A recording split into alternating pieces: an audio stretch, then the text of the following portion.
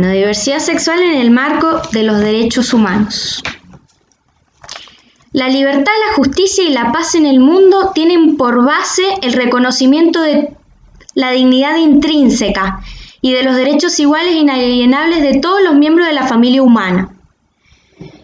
Este pequeño párrafo es tomado de la Declaración Universal de los Derechos Humanos. Los derechos humanos están establecidos en la Declaración Universal de los Derechos Humanos, que fue sancionada en 1948 por la Asamblea de las Naciones Unidas, después de que nuestro mundo, de que todos los estados habían vivido la barbarie de las dos guerras mundiales, se crea esta declaración para comprender, después de toda la destrucción que había habido, que hay derechos que tienen que ser respetados por cada persona y hacia todas las personas por el solo hecho de existir. Se trata de 30 artículos que así de cortita como es 30 artículos es tan complicada de respetar, porque si todos los estados, si todas las personas, todas las sociedades comprendiéramos y lleváramos a la práctica lo que dicen estos 30 artículos tan básicos, las sociedades en las que hoy vivimos serían completamente distintas. Los derechos humanos abarcan, el derecho a la vida, el derecho a la libertad, a no sufrir esclavitud o tortura, a la expresión, a la educación, al trabajo. Y existen algunos aspectos a tener en cuenta cuando hablamos de diversidad sexual que es importante remarcar. Cuando hablamos de diversidad sexual, de identidad de género, de orientación sexual, de derechos, estamos hablando de personas que necesitan ser respetadas más allá de su condición de raza, sexo, nacionalidad, color, origen étnico, lengua, religión, y los derechos de la diversidad sexual están enmarcados dentro de los derechos humanos. Así como existieron diferentes luchas en el mundo para que distintos grupos sociales lograran el reconocimiento de sus derechos, el colectivo LGBTIQ también ha emprendido la suya propia. O sea, si nosotros nos ponemos a pensar en el desenvolvimiento de nuestra humanidad, hay distintos grupos que a lo largo de la historia han salido a luchar por sus derechos.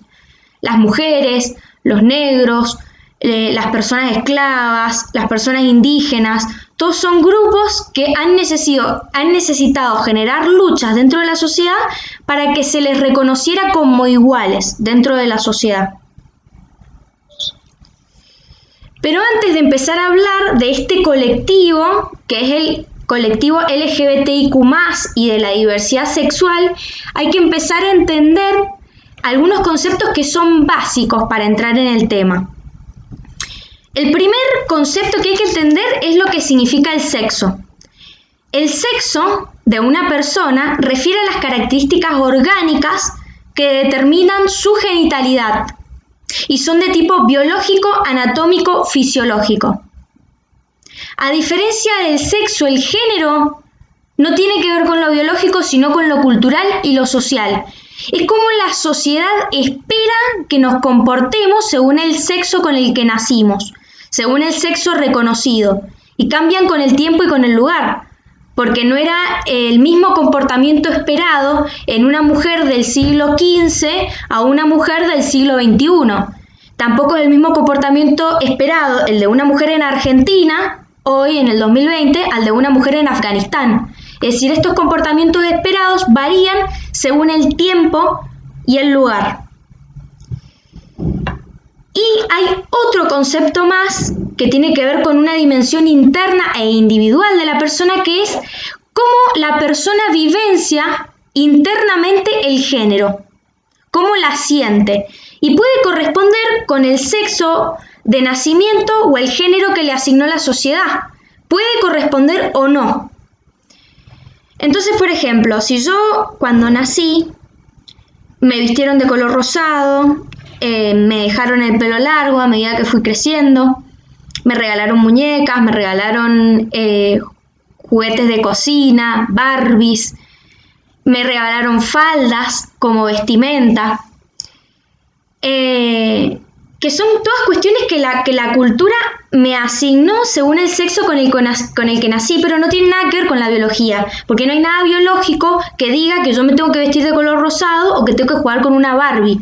Es una cuestión cultural, de costumbre, de tradición. A eso refiere el género. El sexo es a la genitalidad o a las características de las hormonas con las que nací. Es todo lo biológico, lo anatómico, lo fisiológico. La identidad de género es cómo me identifico yo.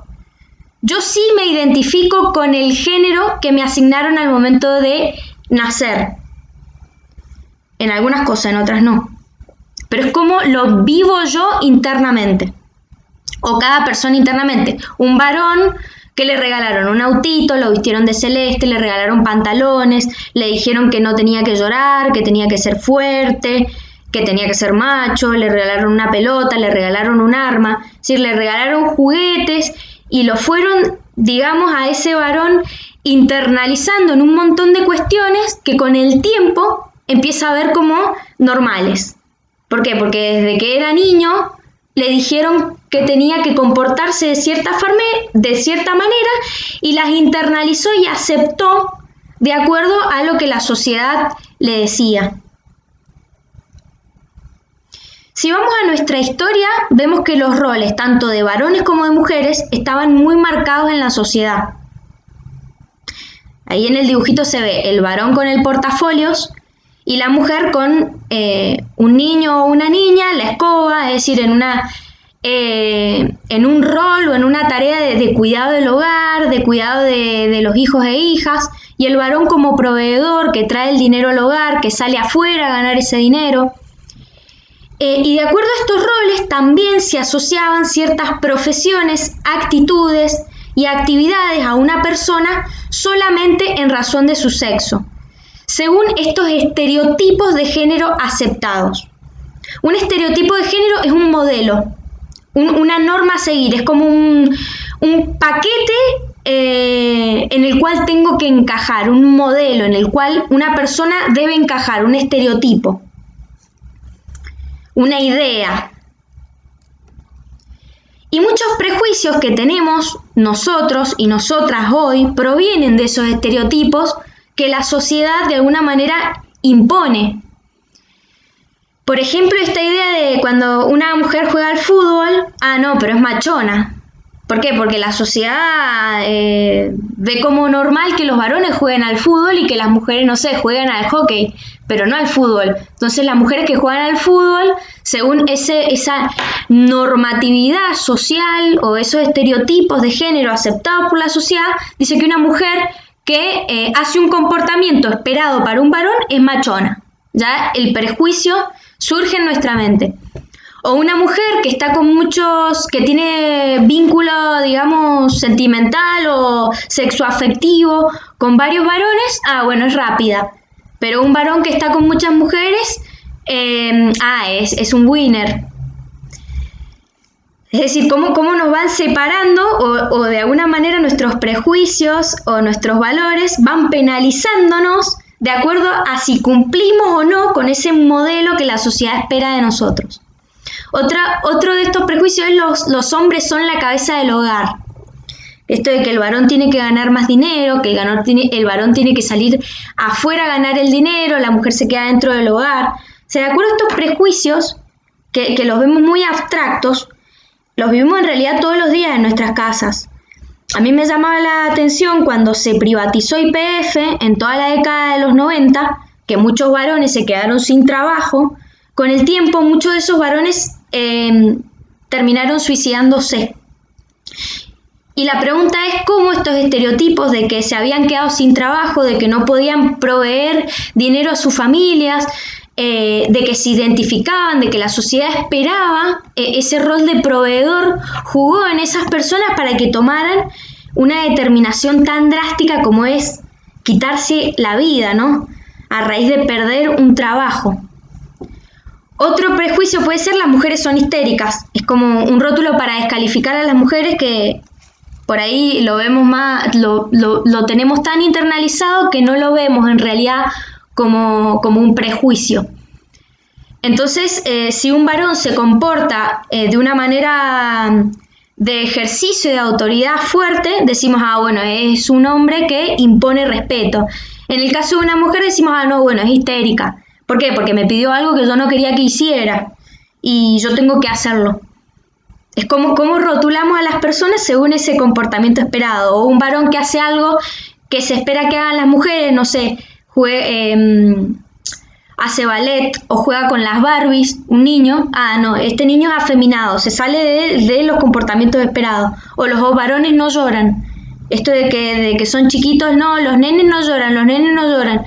Y los varones de ahí crecen y van internalizando ese prejuicio tan adentro suyo que terminan reprimiendo las emociones y a lo largo de la vida y en su adultez son mucho más propensos a los accidentes cardiovasculares, a los suicidios. O sea, cómo estas normas sociales, que lo vemos tan abstracto, en realidad nos limitan en nuestras creencias, porque se internalizan de tal manera que dejamos de verlos como creencias.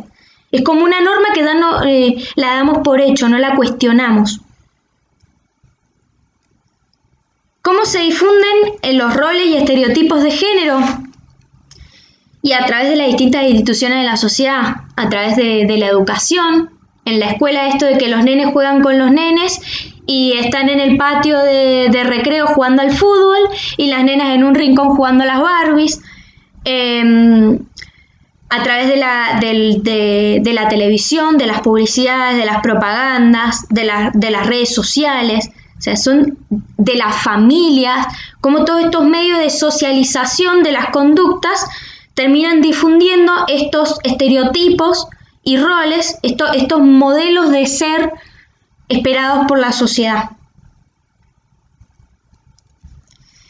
Y bueno, esto nos lleva a decir, bueno, a ver, si desde que nacemos nos están diciendo cómo comportarnos según el sexo con el que nacimos, y si nos comportamos de una manera en la que la sociedad no espera que nos comportemos y actúan prejuicios contra nosotros, contra nosotras o contra las demás personas, nos empieza a meter al concepto de lo que es la normalización y la naturalización.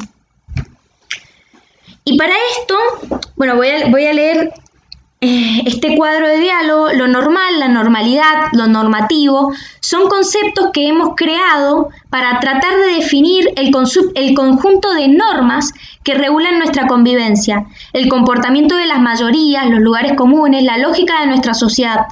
El concepto normal nos sirve para distinguir qué es lo correcto y lo incorrecto, qué está bien y mal, qué es moral e inmoral. Pero la normalidad sirve además para discriminar a todas las personas y grupos humanos que no se ajustan a los patrones y modelos que sigue la mayoría. Y dentro de estos conceptos de lo que es la normalización y la naturalización, voy a citar a un pensador que es Foucault, que es reconocido internacionalmente, que habla de lo que es la normalidad, la normalización, y lo asocia a una situación de poder, de ejercicio del poder dentro de la sociedad. Foucault nos ayuda a comprender lo que es la normalización, y a raíz de eso nos dice, bueno, si nosotros comprendemos y empezamos a problematizar, a poner arriba de la mesa lo que vemos como normal, podemos empezar a ejercer un pensamiento crítico o un análisis crítico sobre lo que es esa realidad. Bueno, Foucault trae esta idea de este concepto de lo que es la normalidad y dice que es aquello que define qué encaja o no encaja en la masa social. Y las relaciones de poder dentro de la sociedad se van a dar según lo que la sociedad ve como normal. Porque si la sociedad ve algo como normal, entonces hay otras cosas que la sociedad ve como anormales y por lo tanto quedan excluidas de esa normalidad. Es lo otro, lo que queda fuera, lo excluido. Porque si hay normalidad, si hay algo que es normal, entonces hay algo que es anormal y por lo tanto está mal. Sí, y ahí empiezan los conceptos de bueno y malo. O sea, en cómo se define lo bueno y contrastándolo con lo que es lo malo, cómo se define lo que es moral y contrastándolo con lo que es inmoral, cómo definimos lo que es normal, contrastándolo con lo que es anormal, con lo que no encaja en eso que la sociedad está acostumbrada. Y el poder en el interior de la persona, este poder que se da en las relaciones sociales, que empiezan a establecer lo que es lo normal y lo que no es normal, se internaliza en el individuo. Entonces yo, Denise, nací, esperaron a que me comportara de determinada manera, esperaron a que me vistiera de rosado, a que usara faldas, a que fuera delicada, a que fuera amable, esperaron a que me comportara como señorita, como se dice. Todas estas normas sociales se internalizaron dentro mío, poniéndome como ejemplo de todas las personas de la sociedad, y genera un poder que está tan internalizado que empieza a vigilar dentro mío mi propia voluntad y mi propio pensamiento a través de ese proceso de normalización. Es decir, yo a través de todo eso desde que nací, que incorporé de la sociedad, que no cuestioné porque era niña, porque en ese momento estaba intentando comprender el mundo, desde que nacía hasta que fui creciendo, lo empecé a ver tan como normal, lo acepté tanto que se incorporó en mí a través de una creencia y yo voy a actuar acorde a esos patrones que la sociedad espera de mí. Y yo misma me voy a dar cuenta si me salgo o no de esos patrones para volver siempre a ese patrón de comportamiento que la sociedad espera. ¿Por qué? Y porque a nadie le gusta no ser aceptado. A nadie le gusta que le discriminen, a nadie le gusta que le digan que es machona o que es afeminado, a nadie le gusta que le digan que es fea, que es feo, que es lo que sea, a nadie le gusta ser discriminado.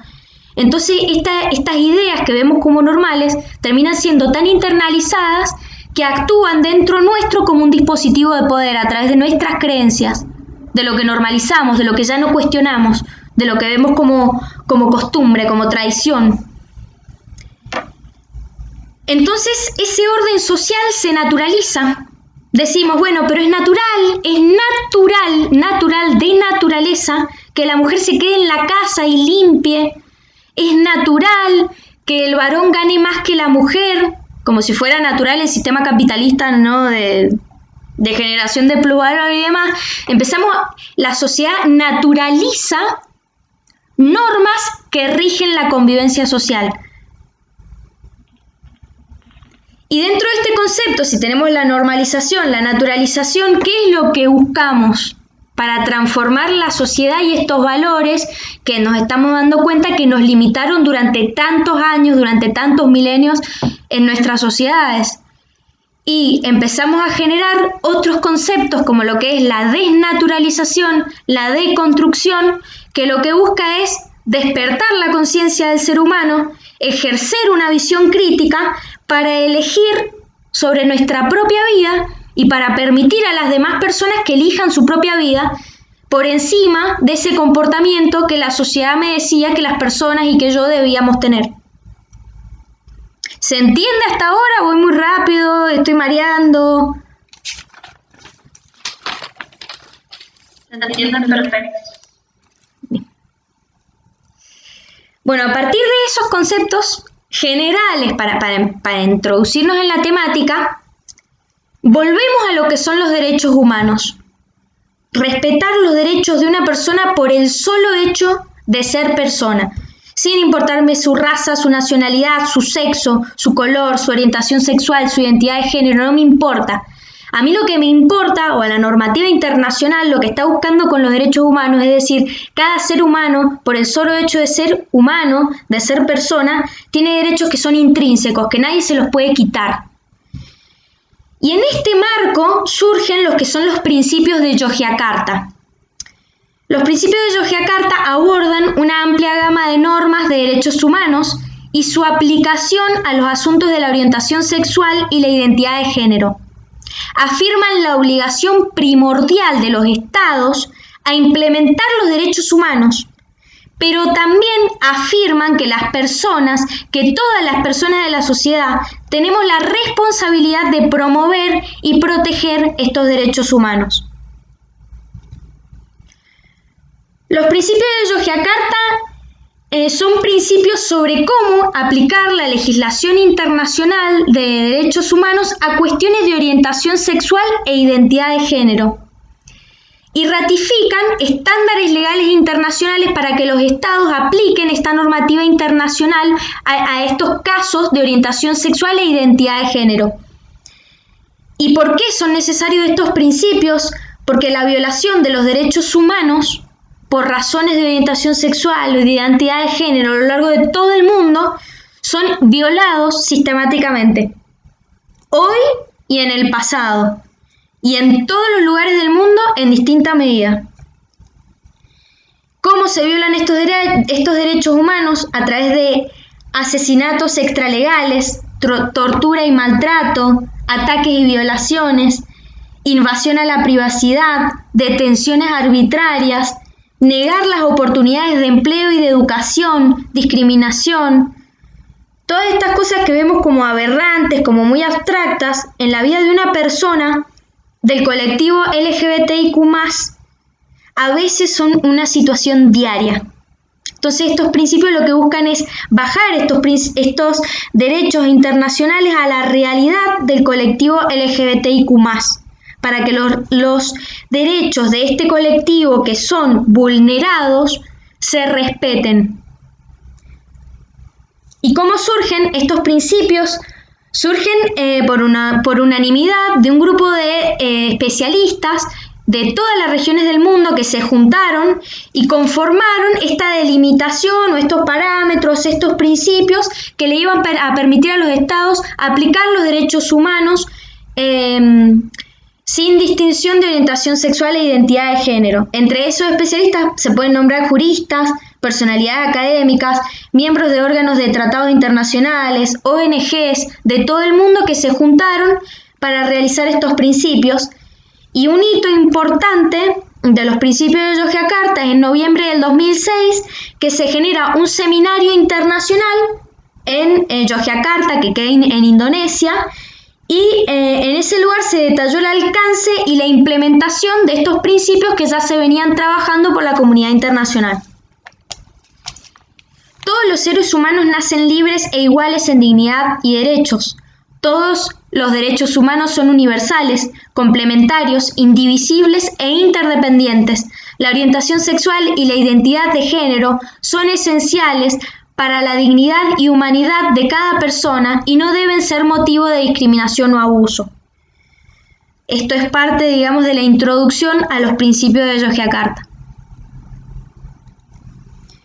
Y bueno, para seguir entendiendo qué es este mundo de la diversidad sexual, qué es el colectivo LGBTIQ+, cuáles son los derechos que exigen, por qué siguen existiendo las marchas en la calle, es necesario, seguir trabajando con distintos conceptos que a nivel conceptual, a nivel de ideas, nos permiten bajar a la realidad y comprender mejor cómo es la vivencia interna y la vivencia colectiva de la sexualidad, de la identidad de género, de la orientación sexual. La orientación sexual hace referencia a la capacidad de cada persona de sentir atracción emocional, afectiva y sexual, así como de mantener relaciones íntimas y sexuales con las personas. Es quien me atrae física, sexual, afectiva, emocionalmente. Hay tres orientaciones sexuales que son las básicas. La homosexualidad, que es una persona que se siente atraída física, sexual, emocionalmente hacia una persona del mismo género. La heterosexualidad, que es una persona que se siente atraída física, sexual, emocionalmente hacia una persona de un género distinto. Y la bisexualidad, una persona que se siente atraída hacia género masculino y femenino. Sin embargo, hay otras orientaciones sexuales que se pueden nombrar, porque cuando hablamos de diversidad sexual se habla de que lo que no se nombra no existe. Porque para poder mostrar a la sociedad esto que la sociedad por tantos años ocultó, que avergonzó, que discriminó, es necesario que salgan a la luz todas estas identidades, estas orientaciones, estas vivencias, para que se empiecen a identificar por la sociedad y dejen de ocultarse. Por eso se dice que dentro de las temáticas de diversidad sexual, que lo que no se nombra no existe. Y otras orientaciones sexuales que se pueden nombrar son la pansexualidad, la asexualidad, entre otros. Pansexualidad es que una persona se siente atraída hacia otra persona sin importar el sexo, el género, la identidad que tenga. Es una persona que le atrae la otra persona y no ve la identidad o el género o lo que fuera. Se siente atraída hacia una persona. Y la asexualidad es una persona que no siente atracción hacia otra. La expresión de género es cómo manifestamos nuestro género y puede incluir nuestra manera de vestir, nuestra manera de hablar, nuestro comportamiento personal, la interacción que tenemos en la sociedad, modificaciones corporales, también puede ser una manera de expresar cómo nos sentimos de acuerdo al género con el que nos identificamos, entre otros aspectos.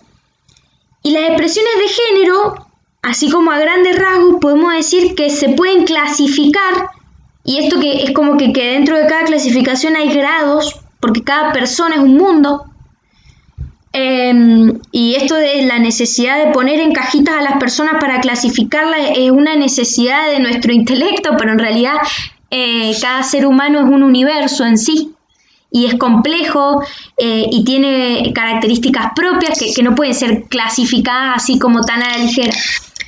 Pero bueno, podemos decir que hay tres como grandes expresiones de género: la masculina, la andrógina y la femenina.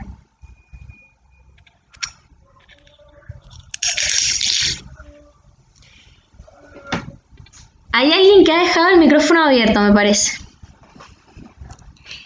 Bueno, LGBTIQ+. ¿A qué nos referimos cuando decimos el colectivo LGBT o LGBTIQ+? L es por lesbiana, que es el tipo de orientación sexual en donde una mujer se siente atraída física, sexual, emocionalmente hacia otra mujer, o de otra manera dicha, la homosexualidad femenina. Una persona gay, que es la G, es un tipo de orientación sexual también, que es la homosexualidad masculina, un varón que se siente atraído hacia otro varón. La bisexualidad también es un tipo de orientación sexual, en donde una persona se siente atraída hacia el género femenino y masculino. Hay distintos grados de bisexualidad también. Una persona trans es una persona que no se identifica con el género que le fue asignado al momento de nacer. Esto que al principio que vimos que estaba el sexo, el género y la identidad de género. El sexo es lo biológico, el género es lo que la sociedad espera de mí de acuerdo al sexo con el que nací, y la identidad de género es con qué me identifico yo, cómo lo vivencio yo internamente. Y una persona trans no se identifica con el género que le asignaron al momento de nacer. El término de persona trans abarca personas transexuales, transgénero y travesti. Por ahí abarca, según el INADI, porque hay distintas ideas de que hay otras personas del colectivo trans que dicen no, a mí me gusta que me digan transexual, no, a mí me gusta que me digan travesti, pero tomando por ejemplo los lineamientos del INADI, usa el término de persona trans para todas aquellas personas que no se sienten identificadas con el género que le asignaron al momento de nacer, independientemente de si tiene algún tipo de operación, de si tiene algún tratamiento hormonal o no, o de la vestimenta que use o no. Abarca, digamos, travesti, transexual y transgénero. Una persona intersex, que es la I del LGBTIQ+, es una persona, dice, cuyos cuerpos no encuadran anatómicamente dentro de los patrones sexuales que constituyen el sistema binario varón-mujer. Es lo que antiguamente se denominaba como hermafrodita. Son personas que nacen a veces con genitalidad de hembra y de macho, por así decir.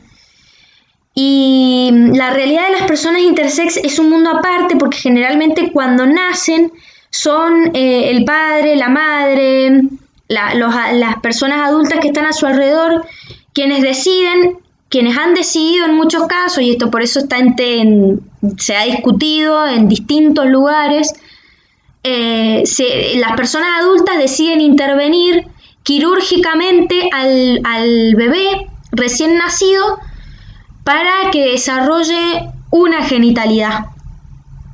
Esto ha generado muchísimos problemas porque a lo largo del desarrollo de esa persona que fue intervenida quirúrgicamente desde que era muy pequeña, a lo largo del tiempo tal vez descubre que se sentía identificada con una genitalidad que no es la que la operación quirúrgica, digamos, le permitió desarrollar, o empiezan a problematizarse esta idea de que no es que son anormales las personas intersex, sino que son cuerpos distintos a los que la norma nos dice.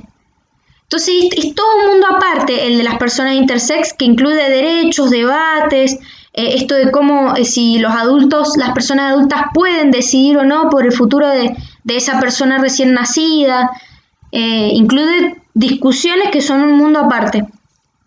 Y las personas queers son las personas que por ahí cuesta más entender, porque estamos tan acostumbrados a esta idea binaria de género, de varón-mujer, o es varón o es mujer, que nos cuesta comprender que hay personas que no se sienten identificadas ni con ser varones ni con ser mujeres, o con todo este estereotipos que la sociedad establece como normales, y se salen de eso binario.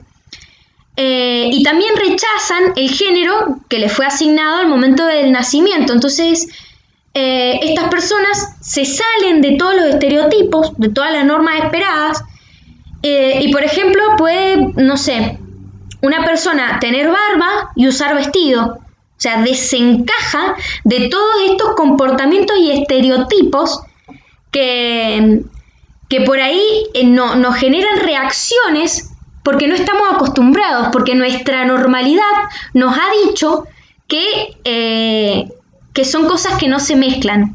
O sea, o usás barba o usás vestido, porque el estereotipo de género de la sociedad en la que vivo me dice que tenés que ser o uno u otro. Por eso se habla de un sistema binario. Y estas personas dicen, no, mira, a mí no me importa lo que la sociedad espera o este sistema binario.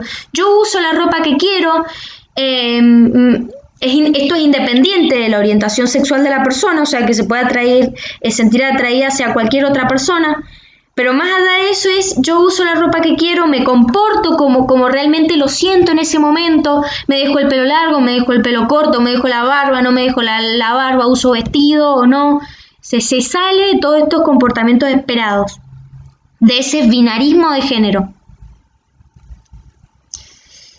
Y bueno, un poco para ir cerrando, ¿cuál es la realidad hoy de las personas del colectivo LGBTIQ+, de la diversidad sexual? Es un concepto también que es importante comprender. Diversidad sexual somos todos. Somos todos, todas, todes. Todas las orientaciones sexuales, todas las identidades. Por ahí, bueno, en muchos cursos o talleres que se hacen, se dicen, bueno, levante la mano quién se siente parte del colectivo de diversidad sexual. Y hay unas 4 personas ahí que levantan la mano porque ya escucharon antes de qué se trataba la cosa. Pero en realidad esta idea de construir, de que no están ellos, ellas, elles y nosotros. Somos todos personas. En diversidad de expresiones, en diversidad de maneras de vivir, y diversidad sexual son una persona heterosexual, una persona homosexual, una persona bisexual, una persona trans. Diversidad sexual somos todos, todas y todes. Y bueno, en nuestros días, esta necesidad de que los derechos humanos se apliquen y tomen medidas específicas en cuanto a la discriminación por orientación sexual o identidad de género. Vemos que hoy, en pleno siglo XX, 70 países del mundo condenan por ley los actos homosexuales, en algunos de los cuales se prevé incluso cadena perpetua. 26 estados condenan a estos actos con 10 años de prisión o cadena perpetua, y 6 países en el mundo aplican la pena de muerte en casos en que se demuestre que una persona realice actos homosexuales. Todo esto para entender cómo es la vida de las personas del colectivo LGBTIQ+, y aprender a ponernos en los zapatos de las otras personas para ver cuáles son las realidades que viven. Incluso cuando la homosexualidad no está penada por ninguna norma legal, las discriminaciones y agresiones físicas se multiplican en distintos lugares del mundo, y las personas transgénero, las personas trans, son las más vulnerables a sufrir violaciones a los derechos fundamentales como parte de los colectivos LGBTIQ+. Todas las personas somos distintas y todas las personas somos iguales y merecemos respeto por el solo hecho de ser personas. De esto se trata el paradigma de los derechos humanos.